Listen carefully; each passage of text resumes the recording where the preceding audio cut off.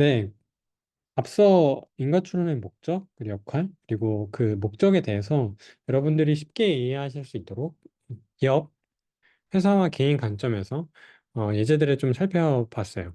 마지막으로는 이제 가격 할인과 인가 추론을 이 실무적인 관점에서 좀 여러분들과 문제 해결을 함께 해보고자 해요. 가격 할인이라고 하면 여러분들이 되게 많은 생각이나 아이디어가 있으시겠죠.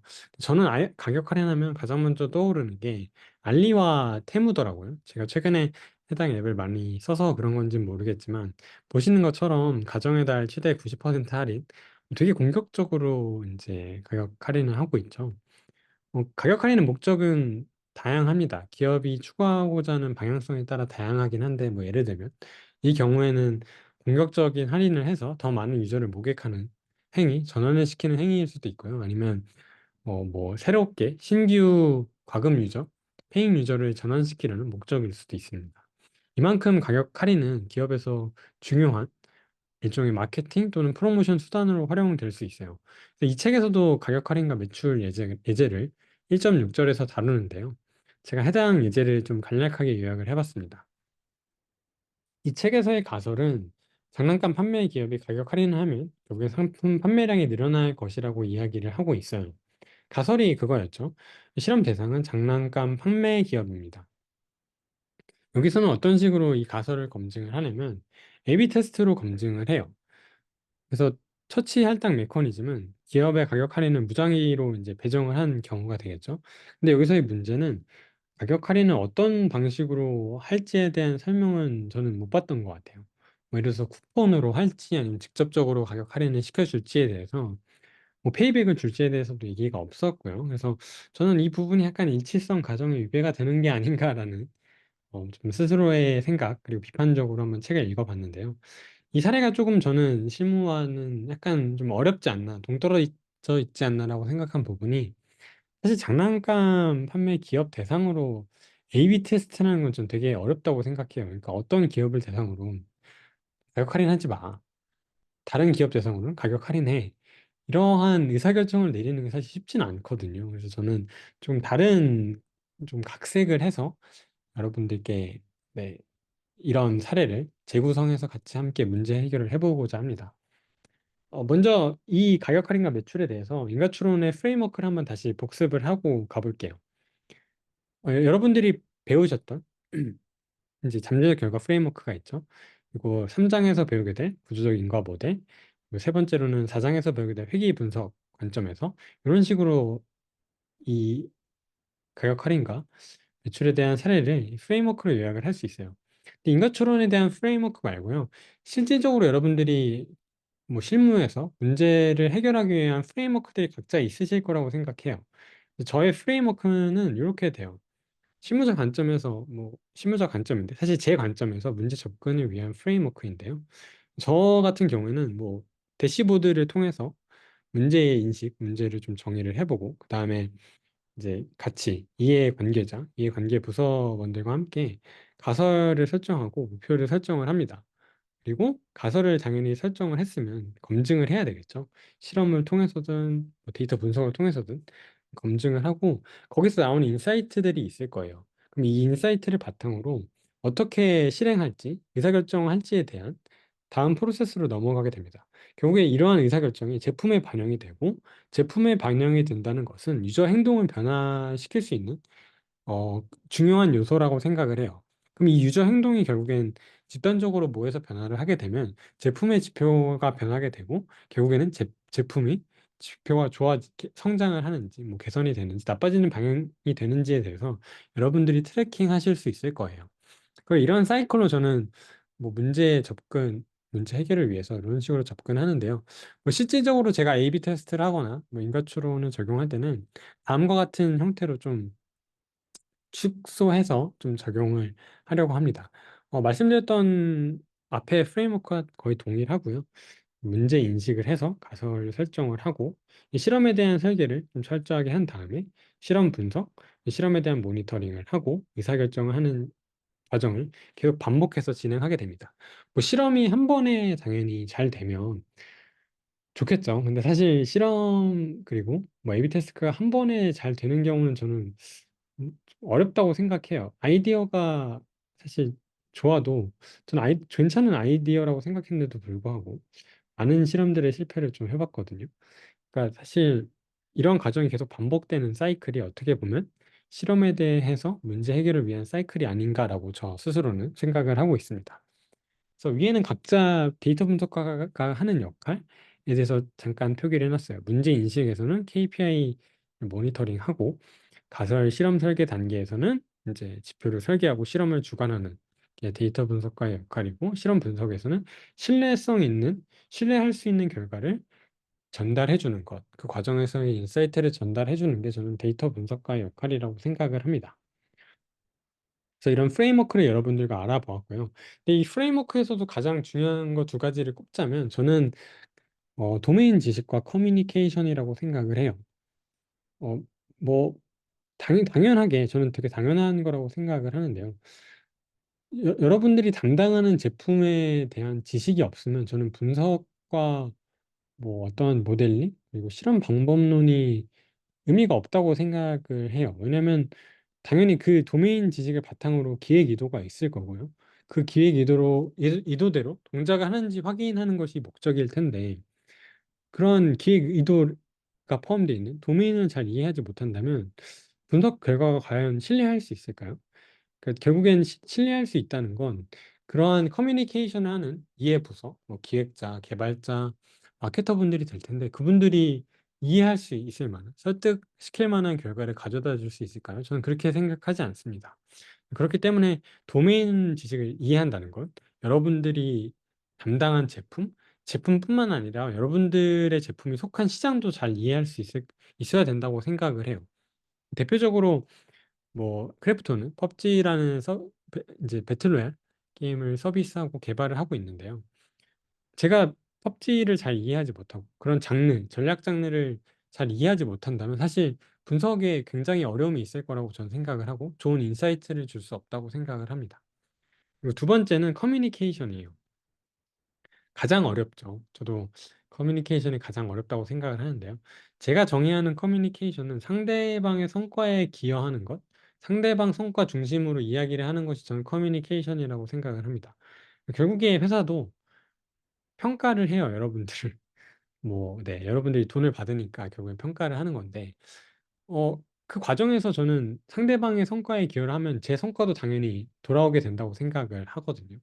그러니까 그 과정에서의 커뮤니케이션, 성과를 베이스로 일을 하는 커뮤니케이션이 저는 되게 중요하다고 생각을 합니다. 그래서 실무자 관점에서 문제 접근을 위한 프레임워크에서는 프레임워크도 중요하지만 이러한 도메인 지식 그리고 커뮤니케이션을 잘 하는 게 가장 중요한 요소라고 저는 생각해요. 뭐 혈압 오르면 안 되잖아요. 그러니까 그 상대방을 잘 이해하고 도메인을 잘 이해함으로써 상대방 성과에 기여하는 커뮤니케이션은 이게 중요하지 않나 저는 개인적으로 생각하고 있습니다. 그래서 돌아와서 제가 아까 가격 할인 예제가 뭐 제 마음에 안 든다고, 그러니까 조금 실무자 관점에서 조금 동떨어졌다고 제가 이야기를 드렸잖아요. 그렇기 때문에 저는 이제 제가 조금 이해할 수 있을 만한, 여러분들이 쉽게 이해하실 수 있을 만한 예제로 조금 재구성을 해봤습니다. 어, 제목은 충전 상점 실험이에요. 뭐 프로모션 일종의 가격 할인과 이 부분도 연관이 되어 있습니다. 한 설명을 드릴게요. 제가 최근에 아레나 브레이크아웃이라는 게임을 하고 있어요. 텐센트에서 이제 퍼블리싱하는 게임인데 어, 굉장히 재밌게 하고 있는 게임입니다. 익스트랙션 슈터라고 하는 나름의 탈출 네, 하는 장르의 게임이에요. 근데 이 충전 상점을 보게 되면 오른쪽에 펍지 모바일 충전 상점과 조금 다르죠. 그러니까 뭐가 다를까요? 가격 표시는 한국어 그대로인데 보시면 그 충전을 통해서 제공하는 재화에 대해서는 펍지 모바일은 얼만큼을 추가로 준다라고 명시가 되어 있어요. 근데 반면에 아레나 브레이크아웃은 안 되어 있어요. 그렇죠? 그냥 그냥 주는 재화 그대로 표기가 되어 있는 거죠. 그래서 아래 충전 상점을 들어가기 위한 퍼널을 한번 좀 고민을 해보면 로그인을 먼저 해야 되고 게임에 들어갔을 때 게임 로비에 진입을 하고 그 다음에 상점으로 진입을 하게 됩니다. 충전 상점으로 진입을 하게 되면 그 다음 여러분들이 재화 충전을 하실 수 있을 거예요. 이런 퍼널이 이어지는 과정을 한번 여러분들이 기억을 해두세요. 왜냐면은 이 퍼널을 통해서 여러분들이 실험을 선정할 유저들을 결국에 결정하게 되거든요. 그래서 결국엔 현재 상황은 아레나 브레이크아웃 충전 상점, 제가 실험을 하고자 하는 아레나 브레이크아웃 충전 상점은 유저들이 봤을 때 이게 실질적으로 더 많이 돈을 쓰면 할인으로 느껴져야 되는데 더 많은 추가 재화를 제공을 함에도 불구하고 지금은 그게 보여지지 않는다라는 게 문제인 것이죠. 그래서 추가 재화를 표시하면은 이런 식으로 돼요. 두 가지 방식이 있겠죠. 나름 처치를 배정하는 방식은 크게 두 가지가 있을 거예요. 추가 재화를 표시하던가 펍지 모바일처럼 아니면 할인율을 직접적으로 표시하는 거예요. 그래서 이런 두 가지 케이스가 있겠죠. 저는 그러면 추가 재화 표시와 할인율 표시 두 가지를 모두 실험을 해보려고 합니다. 그래서 스케치를 간단하게 실험 설계를 해보면 상품의 할인율 표시를 하면 매출이 증가할 것이다라는 간략한 가설을 세우고 실험 대상은 앱 사용 유저, 검증 방식은 A/B 테스트, 처치 할당 메커니즘은 뭐 상품 할인 표시를 무작위로 배정한다는 건데 여러분이 보시는 것처럼 스케치를 해봤을 때 이게 정확하게 실험 대상을 정의하고 가설을 정의한 게 맞을까요? 그러니까 인과적인 문제를 해결하기 위해서 결국에는 이런 할인 표시가 결국에는 어떠한 인과 효과를 발생하는지를 여러분들이 파악을 해야 되는데 이런 가설로 검증이 될까요? 가설은 구체적이고 대상도 되게 촘촘하게 설계를 해야 되는데 지금 상황에선 스케치하는 상황에선 그렇지 않죠. 좀 가설을 구체화해 보면 상품의 할인율 표시 또는 추가 제한을 표시를 하면 유저당 과금액, 흔히 말하는 ARPPU라고 얘기를 해요. 제가 앞으로는 계속 ARPPU라고 얘기를 할 텐데 ARPPU가 증가할 것이다 라는 게 제 가설이에요. 그 결국엔 총 매출이 아니라 유저당 과금액이 얼마나 증가하는지를 저는 보고 싶은 거예요. 왜냐면 가격이 증가하면 증가할수록 충전 금액이 많으면 많을수록 추가 할인이 더 큰데 추가 제한을 더 많이 주고 할인율이 더 큰데 그러면 이런 걸 표시를 해주면 더 직접적으로 보이니 유저당 과금액이 증가하지 않을까라는 게 제 가설입니다. 실험 대상은 뭐 모든 유저가 될 수 없다고 저는 생각을 해요. 대신 충전 상점에 진입한 실질적인 저희 타겟이 되는 유저가 되겠죠. 왜냐면 그 유저들한테 당연히 이 화면이 보일 테니까요. 그래서 배정을 할 때 모든 유저 대상으로 배정을 하는 게 아니라 충전 상점에 진입한 유저를 대상으로 배정을 하게 되는 것이죠. 가설 검증 방식은 그 A/B 테스트인데 그냥 기본적인 화면, 앞서 보여드렸던 기본적인 화면, 그리고 할인율 표기, 그다음에 추가 제한 표기 이렇게 실험군, 대조군을 통해서 A/B 테스트를 진행할 계획입니다. 처치 할당 메커니즘은 실험 대상에게 이제 상품 할인 표시를 각 그룹에게 동일한 수준으로 이제 배정을 하는 거예요. 이제 이러한 방식으로 제가 실험 설계를 했죠. 그러면 이 실험 설계를 했을 때 결국엔 처음에는 제가 추가 제한을 표시를 하고 할인율 표시 이 두 가지 실험을 동시에 진행한다고 여러분들께 말씀을 드렸죠. 그러면 이게 어떻게 이미지로 구현이 되냐면 제가 좀 조잡하긴 한데 이런 식으로 만들어 봤어요. 그러니까 기본이 되는 대조군이 되는 이미지들은 아무런 표시가 없죠. 대신 할인율 표기가 된 부분은 제가 상단에만 좀 표기를 해놨어요. 그래서 3.2% 할인, 뭐 4.7% 할인.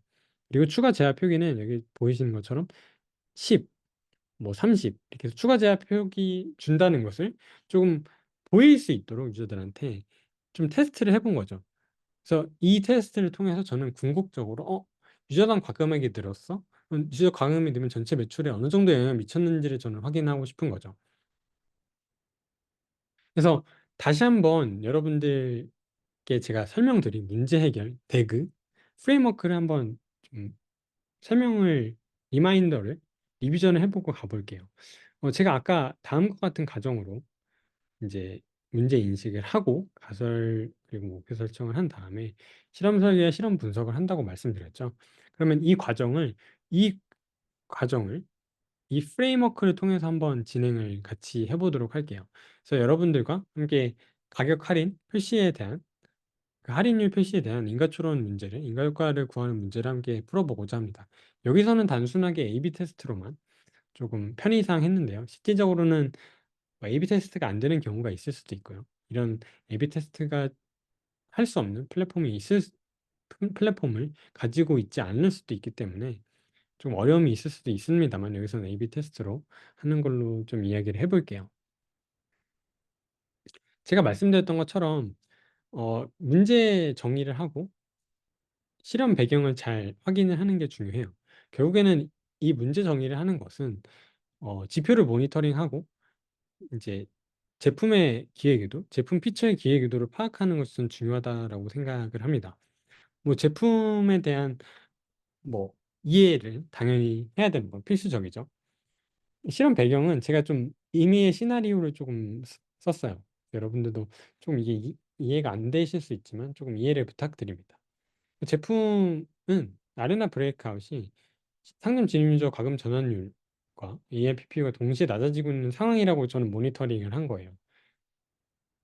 그리고 조직 관점에서는 그래도 좀 최소한의 비용, 최소한의 실험을 통해서 높은 가격의 상품으로 구매 전환을 시키고 싶은 욕구가 있는 것이죠. 지표가 이렇게 되니 계속 이렇게 브루팅을 해보면 가격 할인을 좀 줘버리면 표시를 해보면 그래도 최소한의 비용을 리소스를 바탕으로 그냥 어느 정도 원하는 목표를 할 수 있는 목표를 KPI를 달성할 수 있지 않을까라고 생각을 한 거예요. 그리고 시기상으로 지금 여러분들이 보시면 연휴 기간이잖아요. 그렇죠? 뭐 이제 부처님 오신 날, 어린이날 하면서 이제 연휴 기간이다 보니까 매출을 늘리고 싶어요. 그 시장의 상황을 보니까 제가 제품과 시장의 상황을 잘 이해해야 된다고 그랬죠. 그 펍지 모바일은 추가로 주는 제한을 표시를 해요. 그래서 얘네들이 조금 그래서 조금 매출이 좀 나오나? 이런 식의 고민도 한번 해볼 수 있는 거죠. 이 문제를 정의하고 인식하는 배경 단계에서는요. 그래서 말씀드렸던 것처럼 문제 정의에서 필요한 건 도메인에 대한 호기심과 질문이에요. 결국 지표와 시장 상황을 계속 모니터링하면서 저 회사는 저런 게임으로 지금 계속 뭐 밀고 나가고 있구나. 저런 피처로 밀고 나가고 있구나라는 걸 볼 수 있고 아니면 저희 제품을 스스로 KPI 지표를 대시보드를 통해서 모니터링함으로써 문제를 찾아 나갈 수 있는 거죠. 결국엔 호기심이 전 가장 중요하다라고 생각을 합니다. 그리고 이 문제 정의에서는 조직의 공감대를 형성해야 돼요. 그러니까 저 혼자 문제라고 생각하면 안 되거든요. 그럼 제가 문제인 사람이 되는 거잖아요. 그러니까 조직이 공감할 수 있는 문제를 잘 파악하고 이해하는 것이 중요하다라고 생각을 해요. 결국 공감대라는 건 모든 사람의 공통된 성과예요. 그거를 제가 아까 말씀드렸던 것처럼 커뮤니케이션을 잘 하는 게 중요해요. 모든 사람들의 공통된 성과를 커뮤니케이션을 잘 풀어서 조직의 공감대를 형성하는 게 중요하다고 생각합니다. 세 번째는 문제의 크기를 정하는 건데요. 결국엔 문제에도 우선순위가 있을 거예요. 뭐 회사에서 여러분들이 맡은 일이 굉장히 많죠. 뭐 일이 쏟아질 텐데 그 쏟아지는 일을 잘 해결할 수 있는 방법은 우선순위를 정하는 것이거든요. 조직도 마찬가지입니다. 결국엔 조직 관점에서 어떤 문제가 우선순위에 있는지 잘 파악을 하고 이를 바탕으로 우선순위를 선정해서 문제 해결을 하는 것이 중요하겠죠. 가설 설정의 단계로 넘어가게 됩니다. 아까 말씀드렸던 것처럼 가격의 할인율 표시, 추가 제약을 표시하면 유저당 과금액이 증가할 것이다라는 게 제 가설이었어요. 근데 이 가설을 설정하게 된 배경은 충전 상품 또는 할인율의 추가 제약을 표시한다면 더 높은 할인율을 가진 조금 더 고가치, 좀 더 비싼 상품에 시선이 갈 거고 이에 따라서 유저들의 ARPPU가 상승할 것이다라는 가설을 저는 세운 거죠. 그렇게 함으로써 이 문제를 해결할 수 있다라고 생각을 한 거예요. 그래서 중요한 거는 제가 아까 말씀드렸던 것처럼 가설은 어때야 된다 그랬죠? 구체화가 되어야 돼요. 결국 구체화가 된다는 건 액션업을 해야 되고 퀀티파이어블, 특정할 수 있어야 돼요.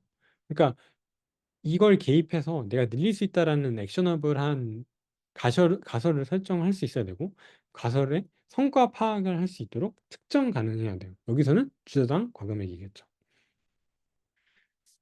그리고 가설 설정 단계에서는 이제 필요한 지표들을 여러분들이 좀 선정하게 됩니다. 예를 들어서 가격 할인을 통한 성과 지표 설정을 할 때 중요하게 보는 건 제가 가설에 적어 놨던 것처럼 이제 ARPPU가 될 거예요. 두 번째 세컨더리 뭐 중요하진 않지만 그 다음으로 좀 봐야 될, 중요하게 봐야 될 지표는 과금 유저 비중, PUR이 될 거예요. 과금 유저가 그럼 얼만큼, 비중이 얼만큼 늘었는지에 대해서 확인해 볼 수도 있고, 그럼 과금 유저는 보통 일반적으로 잔존하는 경향이 조금 더 높아지는 좀 케이스들이 있어요. 그러니까 상관관계죠. 그러니까 과금을 더 하면 할수록 유저들이 잔존한다라는 게 약간 상관관계이긴 한데, 뭐 어쨌든 잔존율이 세컨더리 좀 그 다음으로 중요한 지표라고 볼 수도 있는 것이죠. 마지막으로 가드레일은 이제 여러분들이 실험을 하시면서 좀 모니터링, 유저 경험에 좀 안 좋을 만한 지표를 선정해서 모니터링 하는 게 좀 중요해요. 그렇기 때문에 이 설정 단계에서 이런 가드레일 지표가 어떤 건지를 확인하는 것이 중요합니다. 보시는 것처럼 제가 생각한 가드레일 지표는 충전 미전환율이에요. 그러니까 결국에는 충전이 유저들한테 이런 가격 할인을 하는 것이 조금 뭔가 이 게임은 너무 노골적인 게 아닌가, 가격 상품을 파는 게 너무 노골적인 게 아닌가라고 유저들은 생각할 수 있을 거예요. 그 지표를 저는 좀 충전 미전환율, 그러니까 과금에 대한 거부감에 대한 지표를 저는 충전 미전환율로 잡은 것이죠. 그래서 아까 보여드렸던 것처럼 터널을 이런 식으로 설정을 해볼 수 있을 거예요. 로그인 다음에 게임 로비, 상점 진입, 그다음에 재화 충전. 그래서 이 과정에서 저는 가드레일 지표로 충전이 상점 진입에서 이제 재화 충전으로 갈 때 충전이 얼만큼 전환되지 않는지에 대한 걸 가드레일 지표로 설정한 것이겠죠.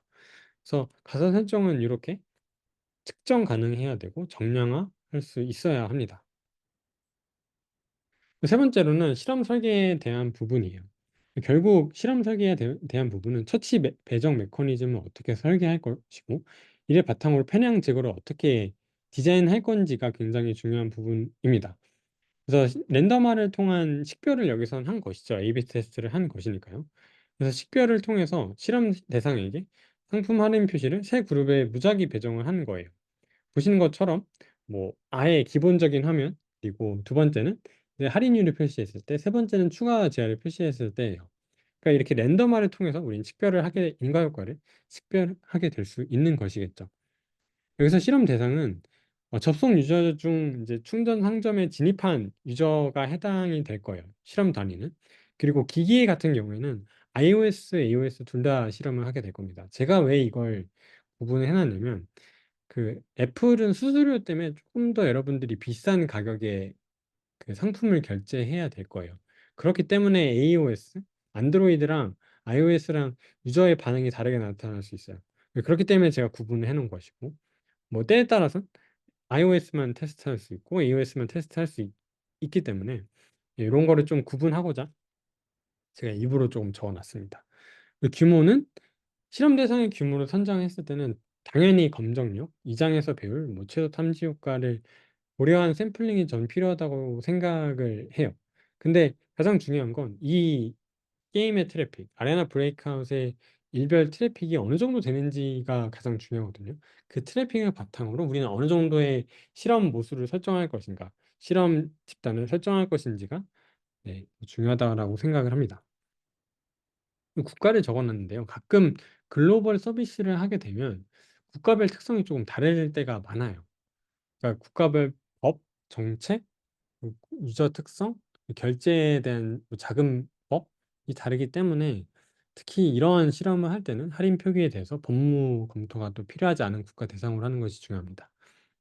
실험 기간은 일부러 좀 이제 5월 1일부터 5월 15일 어린이날 포함한 2주 정도를 잡았어요.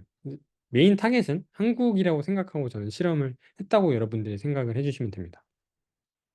여기서 고려할 외부 요인은 신규 익스트랙션 슈터 장르가 출시되었는지, 아레나 브레이크아웃처럼 뭐 비슷한 장르가 출시되었는지를 여러분들이 모니터링 할 필요가 있어요. 제가 아까 도메인 지식 얘기하면서 시장에 대한 이해도 필요하다고 했죠. 네, 이런 부분 때문입니다. 결국엔 동일한 장르가 출시되면 카니발이 생길 수밖에 없어요. 잠식되는 효과가 생길 수밖에 없기 때문에 이런 부분을 잘 이해해야 됩니다. 두 번째로는 결제에 대한 부분이기 때문에 특정 국가 환율 변동에 우리는 민감해야 돼요. 왜냐하면 특정 환율이 뭔가 확 낮아지는 케이스가 있다면 그 나라로 유저들이 우회해서 결제하는 케이스가 생깁니다. 여러분들도 그 예전에 아르헨티나인가요? 베네수엘라 통해서 뭐 유튜브 뭐 결제했다고 막 그런 케이스들이 제가 뉴스에서 봤거든요. 그러니까 그렇게 하면 더 결제 싸게 할 수 있다고 그런 뉴스를 많이 봤는데 게임도 비슷합니다. 여러분들이 앱 사용하는 거에 있어서 비슷하게 행동을 해요. 그래서 이런 부분들을 잘 이해하는 게 중요하겠죠. 네 번째로는 실험 분석이에요. 결국엔 실험 설계 과정을 점검하고 이제 결과를 의심하는 단계라고 볼 수 있습니다. 그러니까 앞서 실험 앞서 내용을 잠깐 돌아가서 보면 실험 설계에서는 이제 식별의 과정을 포커스를 뒀다면 여기서는 실험 분석에서는 인과율과를 직접적으로 수정하는 부분에 대해서 조금 더 포커스를 두는 것이죠. 그래서 A/B 테스트에서 나온 데이터로 ARPP를 추정합니다. 그래서 여기서 중요한 거는 결국 결과를 잘 의심해야 돼요. 우리가 분석한 실험한 내용이 과연 신뢰할 수 있을 만한 결과인지 실질적으로 프로덕트에 반영이 될 때 이게 과연 진짜 맞는 결과인지에 대해서 스스로 계속 의심할 수 있어야 된다고 저는 생각을 합니다. 이 신뢰할 수 있는 인과 효과를 추정하기 위해선 당연히 인과 추론에 대한 기본적인 가정, 실험 설계에 대한 실험 전, 그리고 실험 설계에 대한 과정을 이해하고 있어야 해요. 결국 이 부분을 조금 더 제가 뭐 여러 가지 단계가 있겠지만 크게 네 가지로 한번 구분해 봤어요.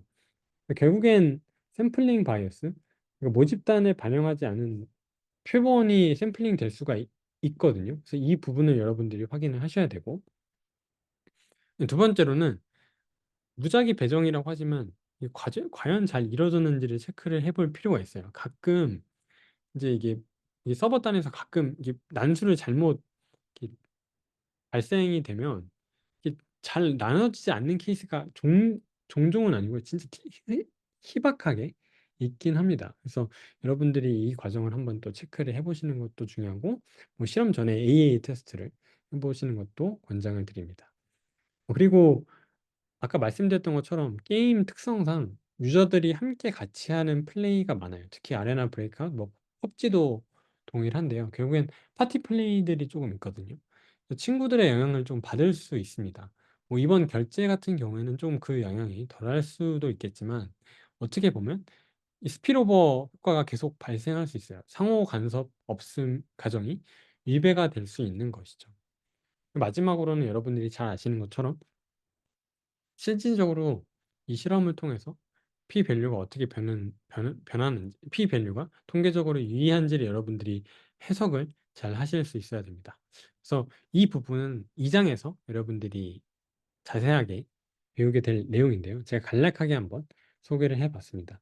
그만큼 인과추론 과정을 잘 이해하고 실험 설계에 대해서 이해를 하고 있어야 이런 인과 효과가 신뢰할 수 있는지를 여러분들이 확인하실 수 있다는 것을 보여드리려고 했어요. 그리고 실험 분석에서는 결국엔 실험은 혼자 하는 게 아니에요. 그러니까 실험과 데이터 분석은 저는 혼자 하는 게 아니라고 생각을 합니다. 그러니까 같이 이 제품을 만들어 나가는 사업 부서, 마케팅, 그리고 개발 기획자분들과 함께 저는 문제를 해결하는 거라고 생각을 해요. 그렇기 때문에 회사 내에서도 팀이 존재하고 조직이 존재하는 것이거든요. 어려운 문제를 풀기 위해서 팀과 조직이 존재하는데 결국 이 사람들을 잘 설득하고 이해를 시키려면 쉽게 핵심을 잘 보여주는 결과나 시각화를 만들어주는 게 저는 정말 중요하다라고 생각을 합니다. 뭐 여러분들 특성상 당연히 인과추론 방법론들을 되게 보여주고 싶은 욕구도 저도 있고 저도 있는데 근데 그렇게 하면은 항상 좋은 회의가 되지 못해요.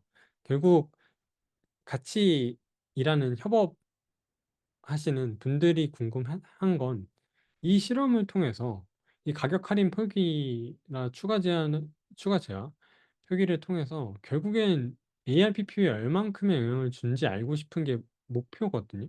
근데 제가 거기서 뭐 인과추론 독립성 가정, 뭐 노 인터피어런스 가정 이런 얘기 하고 있으면 이게 상대방의 성과를 위한 커뮤니케이션이 아니잖아요. 그러니까 이런 부분은 최대한 자제를 하셔야 됩니다. 그래서 시각화 커뮤니케이션이 그만큼 중요하다는 걸 말씀을 드렸고요. 결론은 뭐 이렇게 나왔다고 가정을 해볼게요. 상품의 가격 할인 표시를 통해서 결국 상품 가격 할인이 ARPPU 10%라는 좀 효과를 보였다. 이게 가장 효과가 좋았다라는 걸 다라고 뭐 결론을 한번 내려볼게요. 어, 근데 결국엔 이런 가격 할인이 효과가 좋았는데 그럼 실질적으로 프로덕션 레벨? 그러니까 이 제품에 반영될 수가 있나요? 라고 한번 여러분들이 스스로 질문을 해볼 필요가 있어요. 그러니까 이게 뭐냐면 의사결정 레벨로 이제 가는 것이죠. 그러니까 여러분들이 실험 문제인식을 하고 가설을 설정한 다음 실험 설계, 분석을 통해서 지금 이 과정까지 온 거잖아요. 근데 결국에 의사결정까지 가려면 신뢰 있는 결과도 당연히 필요하고 이에 따라서 계속 의심을 또 해봐야 돼요.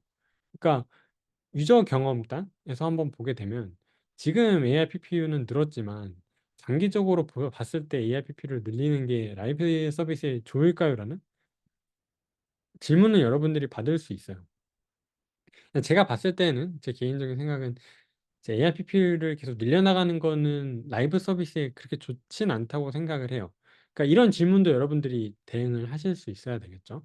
그리고 리소스를 고려해야 돼요. 제가 아까 말씀드렸던 것처럼 회사는 되게 부족한 자원으로 돌아갑니다. 그렇기 때문에 시간이 부족하고 여러분들은 퇴근을 해야 되기 때문에 그러면 이 피처를 업데이트할 때 가격 할인으로 우리는 보여주기로 했는데 어느 정도 유지 비용과 자원이 필요한지를 고민을 해봐야 돼요. 그리고 외적 타당성에 대해서도 여러분들이 한번 고민을 해볼 필요가 있습니다. 결국엔 이런 실험 자체가 한국에서만 잘 동작한 게 아닌가? 라고 의심을 해봐야 돼요. 말씀드렸던 것처럼 한국에서 연휴 기간에 테스트를 한 거죠. 그러면 한국 유저가 좀 더 당연히 잘 나올 수밖에 없는 거 아니야? 라고 여러분들이 질문이 들어왔을 때 이런 질문에 대해서 잘 대응을 하실 수 있어야 되겠죠. 그리고 효과 지속성 측면에서도 한번 볼 수가 있어요. 예를 들어서 실험 기간이 2주였는데 실질적으로 유저들이 과금 전환에 조금 어려워하는 유저들이 많이 있다면 결과가 좀 더디게 나올 수도 있어요. 더디게 나올 수도 있고 예를 들어서 뭐 가격 할인 표기 방식이 아니라 추가 제한을 표기했을 때 오히려 효과가 더 그게 더 좋을 수도 있는 것이죠. 그래서 2주간 실험해서 결과가 잘 나온 게 아닌지도 한번 여러분들이 스스로 질문 던져볼 필요가 있습니다. 마지막으로는 결국에는 유저 개인화 측면에서도 이 실험 결과를 바라볼 필요가 있어요. 제가 아까 앱스토어 전환율 A/B 테스트에서 그러면 전환율이 국가별로 다르지 않을까요? 라는 질문을 여러분들께 한번 한 적이 있어요. 이 부분도 동일합니다. 결국에는 과금 수준이 높은 유저일수록 가격 할인 표기에 더 잘 반응하지 않을까요? 그러니까 가격에 고과금 유저일수록 가격에 민감할 가능성이 있을 거거든요. 그렇기 때문에 유저들한테 조금 더 잘 반응해서 결국에는 ARPPU가 10% 상승한 게 아닌가라고 여러분들이 한번 이 질문과 이 질문에 대한 내용을 좀 데이터로 브레이크다운해서 한번 볼 필요가 있을 거예요.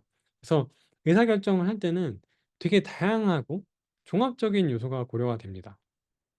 뭐 시장, 이 실험에 대한 외적 타당성, 유저 경험, 개인화, 그래서 복잡한 과정을 통해서 의사결정이 이루어지는 거기 때문에 여러분들이 실험하고 인과추론 결과를 적용한다고 해서 반드시 이게 제품에 반영이 되고 그런 경우까지 가는 건 상당히 쉽지는 않아요.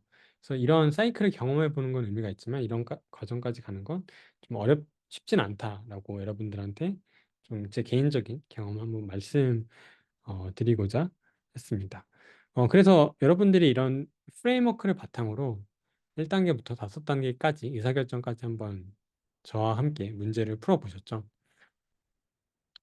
이 과정을 좀 요약을 하면 결국에는 이렇게 학교와는 다르게 문제가 정의되어 있지 않아요. 회사는. 뭐 위에서 정해준 문제가 있겠죠. 윗분들이 정해준 문제가 있겠지만 어, 스스로 문제를 찾아 나가야 되는 경우도 상당히 많아요. 그래서 뭐가 문제인지를 항상 계속 호기심을 갖고 지켜봐야 되고요. 그 호기심은 결국 도메인 지식을 바탕으로 나옵니다. 어, 여러분이 담당하는 제품을 잘 하셔야 되고 시장을 잘 이해하셔야 됩니다. 그리고 도메인 지식을 바탕으로 결국에는 혼자 일하는 게 아니에요. 인과 추론을 혼자 뭐 분석팀 내부에서 적용해서 공유한다는 건 저는 큰 의미가 없다고 생각을 합니다. 결국엔 조직 관점에서 이 방법이 잘 작동할 수 있도록 구성원들이 잘 의사결정할 수 있도록 돕는 게 저는 인과 추론의 역할이라고 아까 설명을 드렸죠. 그렇기 때문에 커뮤니케이션을 잘하고 협업을 잘 할 수 있어야 된다고 생각을 합니다. 그래서 도메인 지식을 바탕으로 한 협업을 잘 하고 그 다음에 결과에 대해서 계속 의심을 할 수 있어야 돼요. 내가 나온 결과가 실질적으로 진짜 효과가 있는 건지에 대해서 계속 의심을 하고 여러분들이 체크를 하셔야 조금 더 의사결정에 반영되기까지 더 좋은 사이클을 경험하실 수 있지 않을까, 문제 해결의 사이클을 경험하실 수 있지 않을까라고 생각을 합니다. 어, 마지막으로 제가 하고 싶은 얘기가 있는데요. 다음 대그에는 표현되어 있지가 않아요. 근데 여기서 중요한 거가 하나 빠졌는데, 저는 여기서 이 프레임워크, 문제 해결의 프레임워크 대개에서는 빠져 있지만 중요한 건 저는 빠른 이터레이션이라고 생각해요. 빠른 가설 검증을 하고 검증을 통해서 증명을 해내는 것이 결국에는 뭐 직장인의 숙명이라고 해야 될까요? 여기 성과를 보여주는 게 저는 네, 프로로서 해야 될 일이라고 생각을 하기 때문에 최대한 빨리 이터레이션을 해보고 그거에 따라서 결과가 안 나오면 계속 수정해 나가면서 실험을 해보고 그리고 가설을 세워보고 하는 게 전 중요하다라고 생각을 합니다. 결국 빠른 이터레이션을 하기 위해서는 성장 마인드셋이 있어야 돼요. 그러니까 결국엔 문제에 대해서 제품에 대해서 호기심을 갖는 건 저는 성장 마인드셋이 있어서라고 생각을 하거든요. 그러니까 회사도 정말 배울 게 많아요. 자산들이 많은데 이거를 활용하지 못하면 저는 되게 아깝고 여기서 해볼 수 있는 거 못한다고 생각을 해요. 근데 앞서 말씀드렸던 문제 해결을 하기 위해서는 저는 성장 마인드셋이 있어야 더 좋은 환경에서 여러분들이 더 좋은 문제, 어려운 문제를 더 잘 풀 수 있다고 생각을 해요. 그래서 앞선 대그에는 없지만 이러한 성장 마인드셋, 빠른 이터레이션을 하는 이러한 여러분들의 마음가짐이라고 할까요? 그런 부분이 잘 있으면 조금 더 재밌는 문제를 해결할 수 있지 않나. 문제를 재밌게 해결할 수 있지 않나라고 생각을 합니다. 네. 그래서 제가 아까 1강 첫 번째 부분에서 두 가지 정도의 중요한 내용을 여러분들께 한번 고민해 보시라고 권장을 드렸는데요. 개인과 조직에서 인과 추론이 필요하죠. 문제 해결을 위해서도 필요합니다. 그 이유는 성장이겠죠. 그래서 제품의 성장, 개인의 성장에 있어서 인과 추론은 중요하다라고 말씀을 드렸고, 실무에서 문제 해결을 위한 인과 추론을 여러분들이 A/B 테스트를 통해서 저와 함께 문제를 풀어보셨어요. 그래서 5단계로 풀어봤죠. 문제 인식을 하고, 그다음에 가사 설정을 하고, 실험 설계, 그다음 실험 분석, 그다음 의사결정까지 여러분들 한번 큰 사이클을 저와 함께 경험을 해보셨습니다. 그래서 실무 문제 해결은 제한된 상황에서 이루어져요. 제한된 시간, 제한된 리소스 상황에서 이루어지기 때문에 야근을 최대한 하지 않고 문제를 해결하는 게 중요하다라고 생각을 합니다. 그래서 네, 이번 1강은 여러분들과 함께 인과추론에 대한 기본적인 내용을 복습하고 인과추론에 대한 기본 개념, 과정을 바탕으로 가격 할인에 대한 인과추론 사례를 함께 여러분들과 문제 해결을 해봤어요. 혹시나 더 궁금한 점이 있으시면 아래 유튜브 댓글로 네, 뭐 여러 가지 의견을 주시면 감사하겠습니다. 그러면 이번 1강은 여기서 마치도록 하겠습니다. 네, 감사합니다.